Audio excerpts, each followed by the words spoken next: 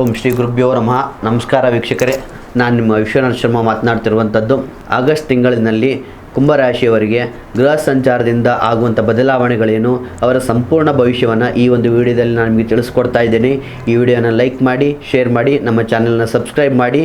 ನಿಮ್ಮ ಜೀವನದ ಯಾವುದೇ ಕಠಿಣ ಗುಪ್ತ ಸಮಸ್ಯೆಗಳಿದ್ದರೂ ಕೂಡ ಈ ಒಂದು ನಂಬರಿಗೆ ಕರೆ ಮಾಡಿ 100% ಪರಿಹಾರ ಪಡೆದುಕೊಳ್ಳಿ.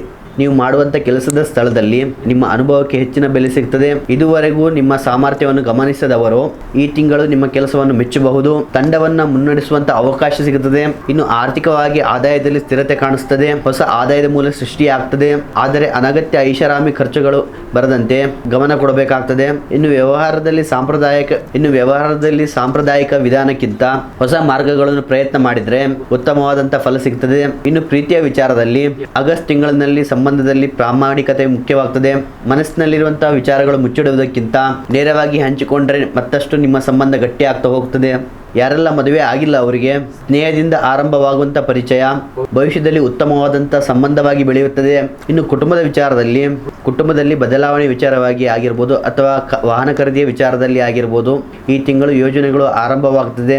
ಹಿರಿಯರ ಆಶೀರ್ವಾದ ಈ ತಿಂಗಳು ನಿಮ್ಮ ಆತ್ಮವಿಶ್ವಾಸವನ್ನು ಹೆಚ್ಚಿಸುತ್ತದೆ. ದೈಹಿಕವಾಗಿ ಆರೋಗ್ಯ ಸಾಮಾನ್ಯವಾಗಿದ್ದರೂ ಕೂಡ ಮಾನಸಿಕ ಒತ್ತಡವನ್ನು ಕಡಿಮೆ ಮಾಡಿಕೊಳ್ಳುವಂಥದ್ದು ಮುಖ್ಯ. ಕೆಲಸದ ಒತ್ತಡದಿಂದ ಸ್ವಲ್ಪ ಸಮಯ ದೂರವಿದ್ದು ಪ್ರಕೃತಿಯೊಂದಿಗೆ ಸ್ವಲ್ಪ ಸಮಯ ಕಳೆದುಕೊಳ್ಳಿ. ಕುಂಭ ರಾಶಿಯವರು ಪ್ರತಿ ಶನಿವಾರ ಅಶ್ವತ್ಥ ಮರದ ಸುತ್ತ 7 ಪ್ರದಕ್ಷಿಣೆ ಹಾಕಿ ಎಳ್ಳೆಣ್ಣೆ ದೀಪವನ್ನು ಹಚ್ಚಿ ಓಂ ನೀಲಾಂಜನ ಸಮಾಭಾಸಂ ಈ ಶನಿ ಧ್ಯಾನ ಶ್ಲೋಕವನ್ನ ಪಠಿಸುವುದರಿಂದ ಮಾನಸಿಕ ಆತಂಕ ಕಡಿಮೆ ಆಗುತ್ತದೆ.